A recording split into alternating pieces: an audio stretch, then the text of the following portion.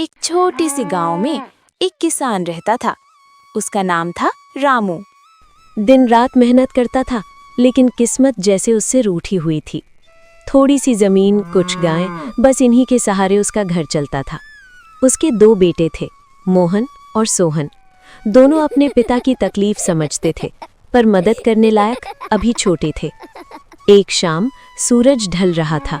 रामू अपनी गायों को चारा खिला रहा था। तभी गांव का सबसे लालची आदमी सेठ धनराज वहां आ पहुंचा। उसने ठंडी लेकिन कड़क आवाज में कहा, रामू, कल शाम तक मेरे पैसे नहीं दिए तो ये सारी गायें मेरी हो जाएंगी, याद रखना।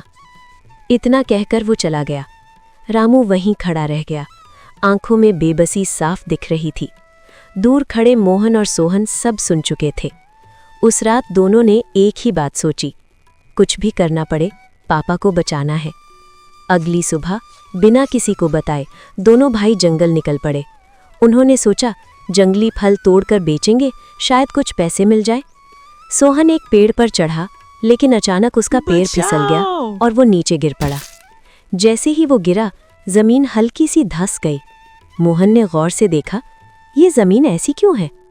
दोनों ने मिट्टी हटानी शुरू की। कुछ ही देर में एक पुरानी लेकिन चमकती हुई कढ़ाई बाहर आई। मोहन मुस्कुराया, लगता है काम की चीज है, बेच देंगे। दोनों उसे घर ले आए। उन्हें क्या पता था, उनकी किस्मत अब बदलने वाली है। रात का समय, घर में खाने को कुछ खास नहीं था। मोहन बोला, माँ, आज इसी नई कढ़ाई में खाना बना लो। माँ गौरी ने कढ़ाई चूल्हे पर रखी और थकी हुई आवाज में बोली, आज तो मन था तुम दोनों को खिचड़ी खिलाने का, लेकिन घर में चावल ही नहीं है। और तभी अचानक कढ़ाई अपने आप भर गई, चावल और दाल से। गौरी के हाथ रुक गए। मोहन और सोहन की सांसें थम गई। सोहन ने धीरे से कहा, माँ, एक बार और बोलो। गौरी ने हिम्मत करके कहा, कढ़ाई, गाजर का हलवा बना दो। और अगले ही पल पूरे घर में खुशबू फैल गई। गरम गरम हलवा तैयार था।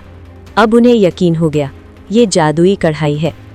अगले दिन दोनों भाई बाजार में एक छोटा सा ठेला लगाते हैं। जिसे जो खाना चाहिए बताओ। लोग हंसते हैं, लेकिन जैसे ही खाना मिलता है, भीड़ जुटने लगती है। धीरे धीरे कर्ज उतर जाता है, घर सुधर जाता है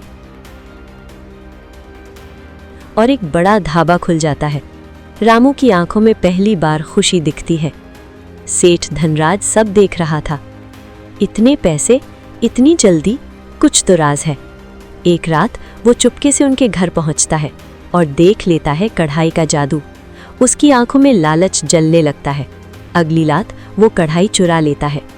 घर पहुंचकर वो जोर से हंसता है, अब देखो असली अमीरी क्या होती है। वो चिल्लाता है, कढ़ाई, सोने के पकवान बना। कुछ नहीं होता। वो गुस्से में और जोर से चिल्लाता है, खाना बना। अचानक कढ़ाई जोर जोर से कांपने लगती है। इसमें से चिंगारियां निकलती हैं, आग भड़क उठती है। कुछ ही पलों में पूरा कमरा आग से भर जाता है। सेठ डर के मारे चीखता है, दरवाजे की तरफ भागता है, लेकिन तब तक आग पूरे घर में फैल चुकी होती है। वो किसी तरह जान बचाकर बाहर भागता है। पीछे मुड़कर देखता है, उसका घर जल रहा होता है। उसी पल उसे समझ आता है, जादू मेहनत वालों का साथ देता है, लालच वालों का नहीं। अगली सुबह सेठ कांपते हुए रामू के पास आता है, मुझे माफ़ कर दो, ये कढ़ाई तुम्हारी है।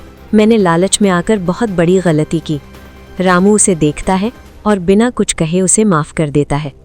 सीख, जादू कढ़ाई में नहीं था, जादू उनके इरादों में था, और लालच हमेशा इंसान को जला देता है। Thanks for watching and subscribe to our channel.